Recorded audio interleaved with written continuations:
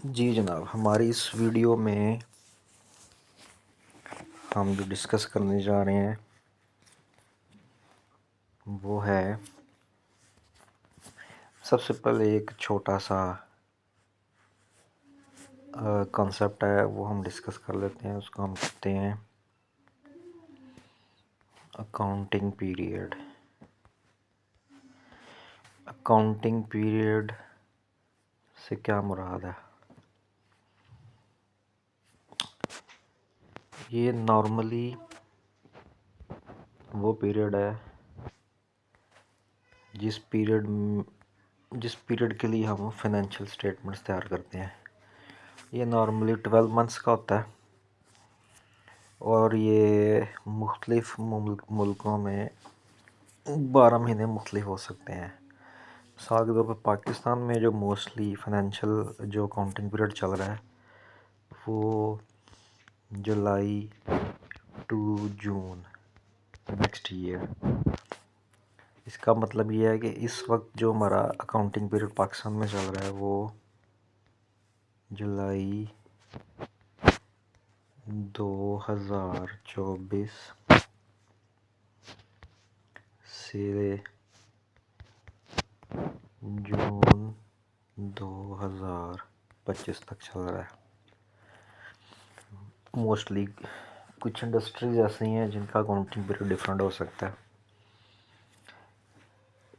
लेकिन ये 12 महीने के ऊपर होता है नॉर्मली। ठीक है जी, ये वो पीरियड है अकाउंटिंग पीरियड जिस पीरियड को हम रिपोर्ट करते हैं, जिस पीरियड के लिए यानी कि प्रॉफिट एंड लॉस अकाउंट बनाया जाता है, बैलेंस शीट वगैरह बनाई जाती है। डिटेल में इसको हम आगे देखेंगे, फ़िलहाल इतना ही काफ़ी है। जो हमारा आज का मेन टॉपिक है वो है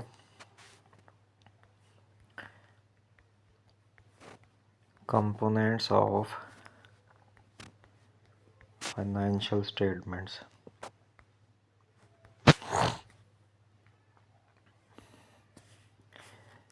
पांच कंपोनेंट्स हैं फाइनेंशियल स्टेटमेंट्स के।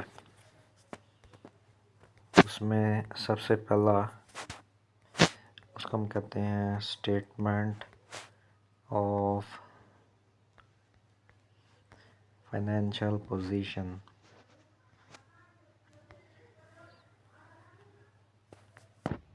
इसको पुराने वक्तों में बैलेंस शीट भी कहा जाता था। Balance sheet. उसके बाद दूसरा है a statement of comprehensive income. ठीक है जी, इसको पहले कहा जाता था profit and loss account, mostly profit and loss account. Detail में आगे देखेंगे क्या होती है। उसके बाद तीसरा कंपोनेंट जो है उसको हम कहते हैं statement of changes in equity.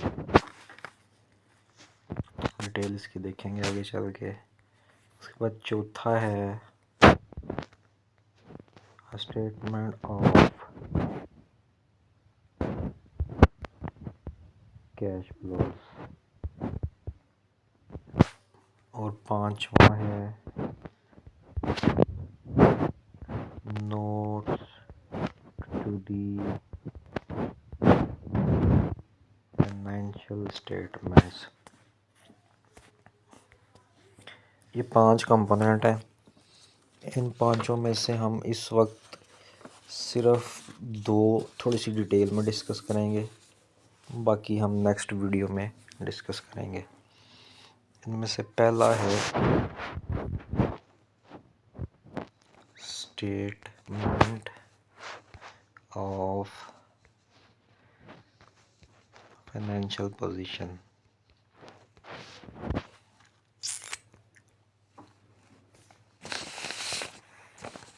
Statement of financial position या बैलेंस शीट डेट, ये क्या है? ये कोई बहुत बड़ी बात नहीं है। हमने पीछे 5 एलिमेंट्स पढ़े हैं, उन 5 में से 3 एलिमेंट्स यानी कि एसेट्स और लायबिलिटीज़ और तीसरा कैपिटल, ये 3 elements statement of financial position में हम समराइज करके लिखते हैं। मकसद इसका ये होता है कि जो हमारा रिपोर्टिंग डेट है, रिपोर्टिंग डेट जिस डेट को हम अपनी बुक्स ऑफ अकाउंट्स क्लोज कर रहे हैं, वो नॉर्मली पाकिस्तान में 30 जून होती है। 30 जून को हम जो स्टेटमेंट ऑफ फाइनेंशियल पोजीशन तैयार करेंगे, उसमें हम एसेट्स लिखेंगे, जो उस डेट पे कंपनी के पास एसेट्स मौजूद हैं वो लिखेंगे, जो कंपनी की उस डेट पे लायबिलिटीज़ हैं, टोटल लायबिलिटीज़ वो लिखी जाएंगी, और जो कंपनी का कैपिटल है या इक्विटी है उस डेट पे वो लिखी जाएगी। तो ये समरी शक्ल होती है इसकी। ये आगे हम जब प्रैक्टिस करेंगे उसमें फिर हम इसके क्वेश्चन देखेंगे, तो उसका फॉर्मेट भी उधर डिस्कस करेंगे जाके। उसके बाद दूसरी इम्पोर्टेंट है स्टेटमेंट है statement of comprehensive income.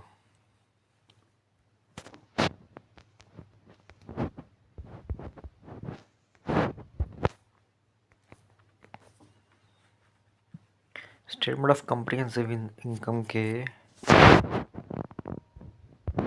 2 parts होते हैं।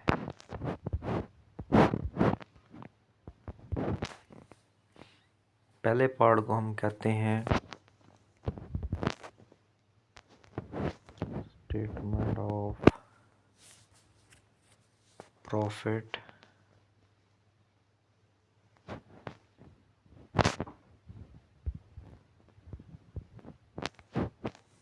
एंड लॉस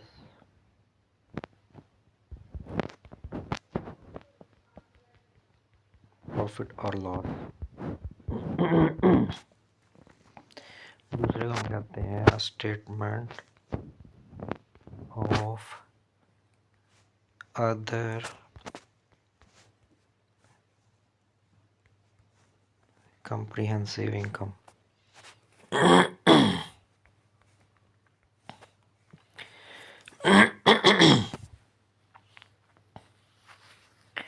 जो स्टेटमेंट ऑफ प्रॉफिट और लॉस अकाउंट है, उसमें जो 5 एलिमेंट्स हमने पढ़े थे उनमें से 2 एलिमेंट्स यानी कि इनकम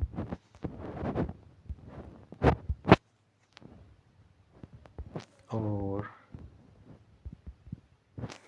एक्सपेंसेस वो लिखे जाते हैं। स्टेटमेंट ऑफ प्रॉफिट लॉस में पूरे अकाउंटिंग पीरियड में आपने जो एक्सपेंसेस किए हैं वो लिखे जाएंगे, और जो आपको इनकम जनरेट हुई है वो लिखी जाएगी। उसके बाद जो है statement of other comprehensive income, इसमें नॉर्मली क्या होता है कि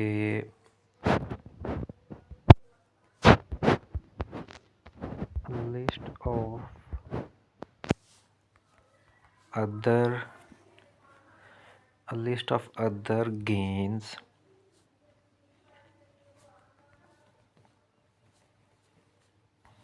एंड लॉसेस,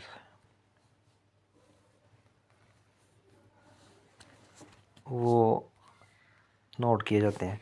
यानी कि अभी आप फ़िलहाल इसमें इतना समझें कि जो ऑपरेशनल एक्सपेंसेस हैं कंपनी के बिज़नेस के रिलेटेड, एक्सपेंसेस हैं और कंपनी का जो मेन बिजनेस है जिसके ज़रिए उसको रेवेन्यू जनरेट होता है, उसके अलावा अगर कोई उसको गेन या लॉस, प्रॉफिट या लॉस होता है तो वो इधर statement of other comprehensive income में उसको नोट किया जाता है।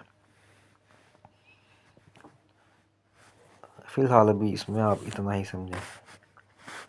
तो ये स्टेटमेंट ऑफ कम्प्रिहेंसिव इनकम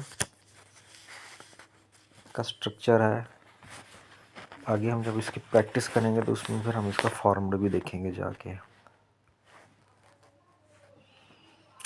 और फ़िलहाल इस वीडियो के लिए इतना ही काफ़ी है। नेक्स्ट वीडियो में फिर हम डिस्कस करेंगे कि एसेट्स की क्या डेफिनेशन है और लायबिलिटी की क्या डेफिनेशन है और इनकी क्या कैटेगरीज होती हैं।